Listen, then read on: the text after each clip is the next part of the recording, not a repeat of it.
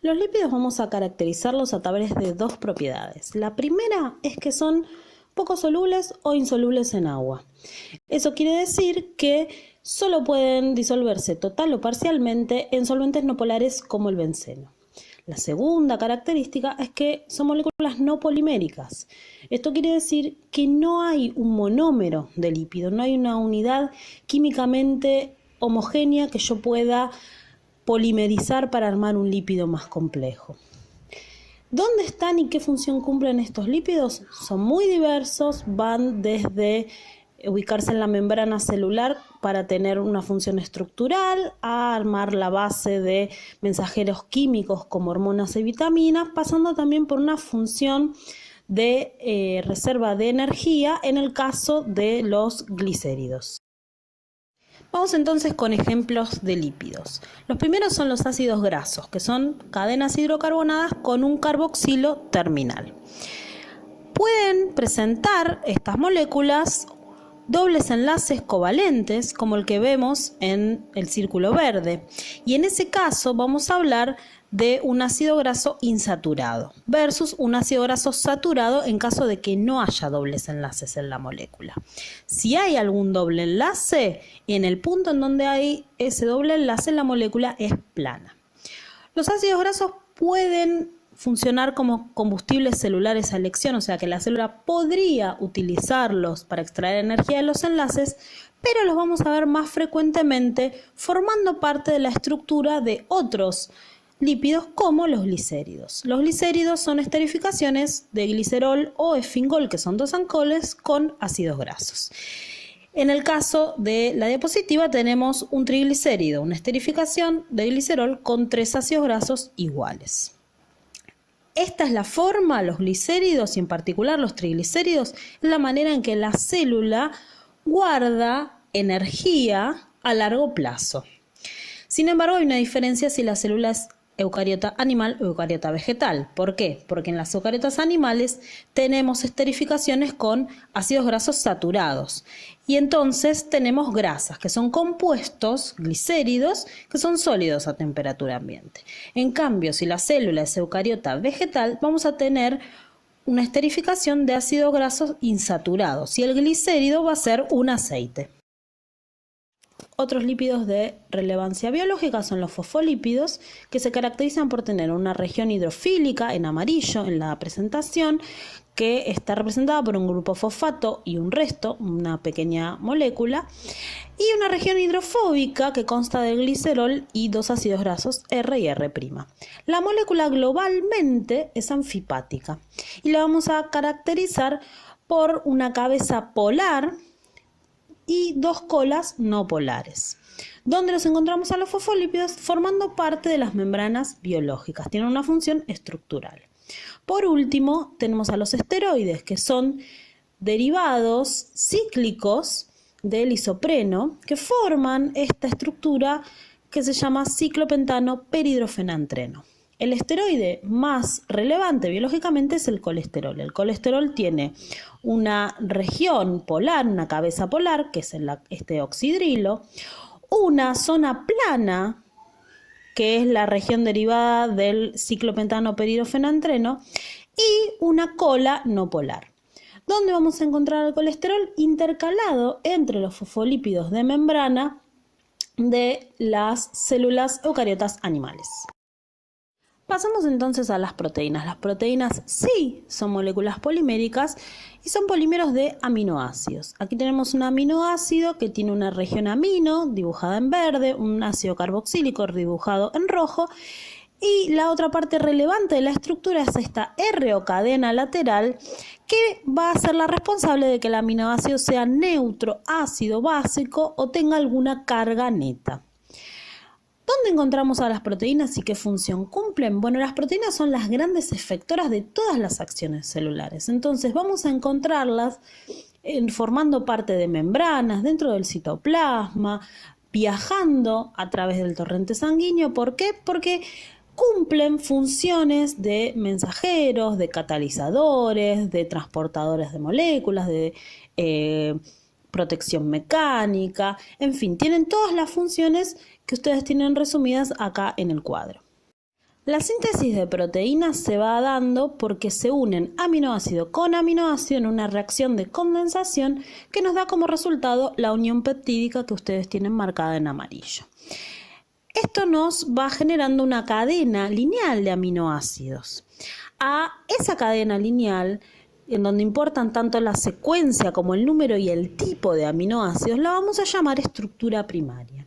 Y si la sometiésemos a condiciones o a cambios en las condiciones del medio bruscos, como aumentos o disminuciones en el pH o la temperatura muy violentos o muy extremos, podríamos llegar a romper las uniones peptídicas entre aminoácido y aminoácido y estaríamos hidrolizando la proteína, una acción que no es reversible. Entre aminoácidos pueden establecerse enlaces puente hidrógeno que, si siguen un patrón regular, nos van a dar una estructura secundaria de alfa hélice o lámina plegada beta. También puede ser que ese patrón no sea regular y entonces vamos a tener una estructura secundaria al azar, siempre hablando de uniones puente hidrógeno entre los aminoácidos de la cadena peptídica. La configuración espacial de esas cadenas peptídicas están dadas por interacciones que no solo incluyen a los puentes de hidrógeno, sino que también incluyen a los puentes disulfuro, a las atracciones electrostáticas y a las interacciones hidrofóbicas. Todas esas interacciones le dan a la proteína su estructura terciaria o tridimensional y ese es el momento en que la proteína adquiere funcionalidad, en el que la proteína ya puede ejercer su función biológica.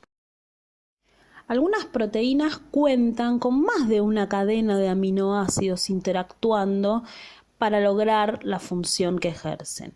En este caso vamos a decir que la estructura de la proteína es cuaternaria y a cada una de esas cadenas de aminoácidos la vamos a llamar subunidad. Finalmente, si nosotros sometemos a una proteína a un cambio en las condiciones del medio en que se encuentra, que es un cambio suave, que es un cambio gradual, podemos desarmar la estructura cuaternaria en el caso de que la haya, terciaria y secundaria. Y en este caso vamos a hablar de desnaturalización de la proteína. Fíjense que la estructura primaria se mantiene intacta en este caso.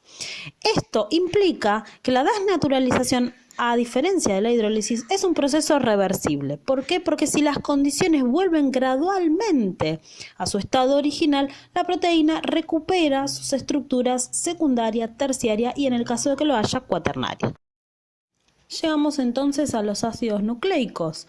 ¿Cómo caracterizamos a los ácidos nucleicos? Bueno, efectivamente estas también son moléculas poliméricas y en este caso hablamos de polímeros de nucleótidos. ¿Qué es un nucleótido? Una molécula conformada por un fosfato, que es lo que ustedes tienen en amarillo, un azúcar o hidrato de carbono, que puede ser una ribosa para el ARN o una desoxirribosa para el ADN, y una base nitrogenada, que es lo que ustedes tienen en verde, y que para el ADN puede ser adenina, timina, citosina o guanina, y para el ARN puede ser adenina, uracilo, citosina o guanina. ¿Cuál es la función de los ácidos nucleicos? Los ácidos nucleicos son las moléculas que guardan y recuperan la información genética que puede llegar a transformarse en proteínas. La unión entre nucleótidos se da a través del enlace fosfodiéster. El enlace fosfodiéster es una condensación química que va a ocurrir entre el oxidrilo que acompaña al carbono 3' del hidrato del primer nucleótido y el fosfato que acompaña al carbono 5' del hidrato del segundo nucleótido. Como resultante vamos a tener una unión que involucra al fosfato y a 3 de los oxígenos que lo acompañan. El oxígeno perteneciente al oxidrilo asociado al carbono 3' del primer nucleótido se va con un hidrógeno perteneciente al fosfato del carbono 5' del segundo hidrato del segundo nucleótido para formar una molécula de agua. Fíjense que globalmente la cadena resultante queda orientada en sentido 5', 3'. ¿Por qué? Porque el extremo 3' libre del segundo nucleótido queda libre para recibir la interacción con otro nucleótido y formar un nuevo enlace fosfodiéster. Este es un enlace muy energético que va a ser muy difícil de romper. Vamos con las particularidades del ADN. Es un polímero de desoxirribonucleótidos que tiene doble cadena. Las dos cadenas que presenta son complementarias y antiparalelas. Complementarias porque siempre se aparean bases nitrogenadas complementarias, la adenina con la timina y la citosina con la guanina. Cuando decimos se aparean, estamos queriendo decir que se unen a través de enlaces puente hidrógeno. Son antiparalelas estas cadenas, ¿por qué? Porque una corre en sentido 5', 3' y la otra corre en sentido 3', 5'.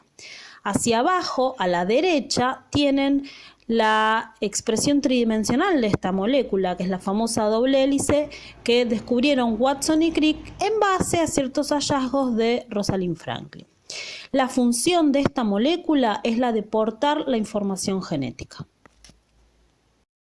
Para finalizar tenemos al ARN o ácido ribonucleico, que es un polímero monocatenario de ribonucleótidos.